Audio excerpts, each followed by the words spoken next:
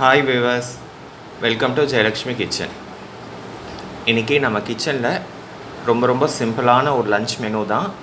ஆற்றுல இருக்கிற சாதாரண இன்க்ரீடியன்ஸை வச்சு தான் பண்ணியிருக்கேன். இன்றைக்கி ஆற்றுலேயும் காய் எதுவும் இல்லை, அதனால் நேற்று வாங்கின கீரை இருந்தது, அதனால் அதை வச்சு சிம்பிளாக தான் நம்ம பண்ணியிருக்கோம். வாங்க என்ன சமையல்ன்றது பார்க்கலாம். சுட வடித்த சாதம். மோஸ்ட்லி சாதத்தை பாத்திரத்தில் வடிச்சிடுறது நல்லது, அது எங்களோட ஒப்பீனியன். உங்களுக்கு ஆஸ் பர் ஏஜ் ஃபேக்ட்டு இல்லை வேலைக்கு போகிற இதுவாக இருந்தது, நீங்கள் குக்கரில் வச்சுக்கிறீங்கன்னா அது உங்கள் சௌகரியம். இது சின்ன வெங்காயம் போட்டு பருப்பு போட்ட சாம்பார். சின்ன வெங்காயம் சாம்பார் எல்லாருக்கும் தெரியாத ஒன்றும் இல்லை, நான் ஒன்றும் புதுசாகவும் சொல்லிட போகிறதில்ல. எல்லோரும் எங்களை விட இன்னும் சூப்பராக டேஸ்ட்டாகவே பண்ணுவீங்க. இருந்தாலும் ஆற்றுல அம்மா எப்படி பண்ணான்றதையும் நான் சொல்லிடுறேன். கடுகு தாளிச்சிட்டு வெந்தயம் ஜீரகம் கருவேப்பிலை தாளிச்சிட்டு வெங்காயத்தை போட்டு 2 சும்மா கண்ணாடி பதத்தில் வதக்கிட்டு, நாங்கள் இன்றைக்கி தக்காளி பழம் போட்டிருக்கோம்.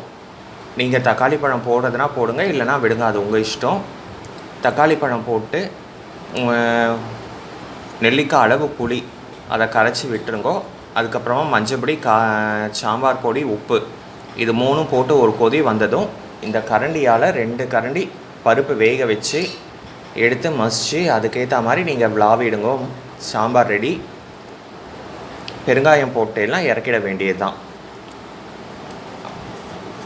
அதுக்கப்புறம் இங்கே பார்த்தீங்கன்னாக்க இது முருங்கைக்கீரை பொரியல் இன்றைக்கி. ஸோ இன்றைக்கி முருங்கைக்கீரை கிடச்சிது, அதனால் முருங்கைக்கீரை தான் பண்ணியிருக்கோம். ஸோ முருங்கைக்கீரை நல்லா இலையாக உருவிட்டு கடுகு உளுத்தம்பருப்பு தாளிச்சிக்கோங்க. தாளிச்சிட்டு முருங்கைக்கீரையை போட்டுட்டு துளி சர்க்கரை, மஞ்சப்பொடி.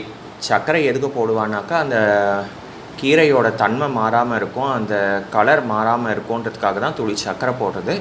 மஞ்சப்பொடி போட்டு சும்மா ஒரு 2 கைப்பிடி தண்ணியை தெளிச்சுட்டு மூடி வச்சுருங்க. அதுக்கப்புறம் இதுக்கு காரத்துக்கு காஞ்ச மிளகாய் மட்டும் 2 மிளகாய் வறுத்துக்கோங்க. கூடவே அரிசியும் வறுத்து அதை மிக்சியில் நல்லா ஃபைன் பொடியாக பொடிச்சு எடுத்துருங்க.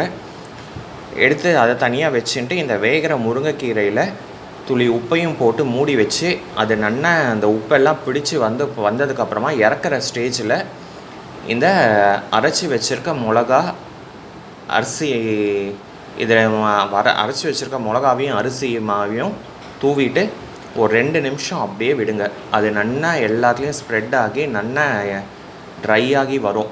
அந்த நேரத்தில் கீரைக்கு நான் இன்றைக்கி துவரம்பருப்பு போட்டிருக்கோம். நீங்கள் துவரம்பருப்பு வேணும்னா போட்டுக்கோங்க, இல்லைனா பயத்தம்பருப்பு வேணுன்னா கூட போட்டுக்கோங்க.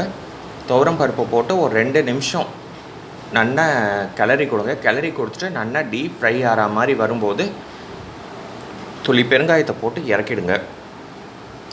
இதே இன்னொரு டிப்பு என்னன்னாக்கா, இந்த மிளகா, அரிசி அது வறுக்கிறா இல்லையா, அது கூடவே வறுத்த வேர்க்கடலை இருந்தால் அது பொடிச்சு போட்டாலும் அதுவும் இன்னும் டேஸ்ட் நல்லாவே இருக்கும். நான் இன்றைக்கி வேர்க்கடலை பொடிச்சு போடலை, வெறும் அரிசியும் மிளகாவும் தான் பொடிச்சு போட்டிருக்கு. நெக்ஸ்ட் டைம் பண்ணும்போது அந்த மாதிரியும் பண்ணி காமிக்கிறேன் உங்களுக்கு. ஸோ அதனால் முருங்கைக்கீரை எடுத்து இந்த பக்கம் பார்த்தோம்னா வழக்கமாக மோர் இருக்கும். இன்றைக்கி தயிராகவே வச்சுட்டோம், மோர் இல்லை, தயிர். அதுக்கப்புறமா இது ஆற்றுல போட்ட மாங்காய் துண்டோம். ஸோ அவ்வளோதான், இன்றைக்கி இவ்வளோ தான் லன்ச்சு. இது வரைக்கும் இந்த மாதிரி முருங்கைக்கீரை ட்ரை பண்ணலைன்னா ட்ரை பண்ணி பாருங்கள். டேஸ்ட்டும் நல்லா இருக்கும், கொஞ்சம் வித்தியாசமாகவும் இருக்கும். டெய்லி காரப்பொடி அது இதுன்னு போடுறதுக்கு கொஞ்சம் இப்படி வறுத்து போட்டால் அதனோட டேஸ்ட்டும் வித்தியாசமாகவும் இருக்கும், நல்லாவும் இருக்கும். இது வரைக்கும் இந்த மாதிரி மெனு ட்ரை பண்ணலைன்னா ட்ரை பண்ணி பாருங்க. ட்ரை பண்ணி பார்த்துட்டு உங்கள் வேல்யூபிள் கமெண்ட்ஸ் அண்ட் ஃபீட்பேக் சொல்லுங்கள். இது வரைக்கும் நம்ம கிச்சனை சப்ஸ்கிரைப் பண்ணலைன்னா இதுக்கப்புறம் சப்ஸ்கிரைப் பண்ணி பெல் பட்டன் ஐக்கான் ப்ரெஸ் பண்ணுங்கள். நாளைக்கு இன்னொரு லன்ச் மெனுவோடு நான் உங்களை மீட் பண்ணுறேன். தேங்க்யூ.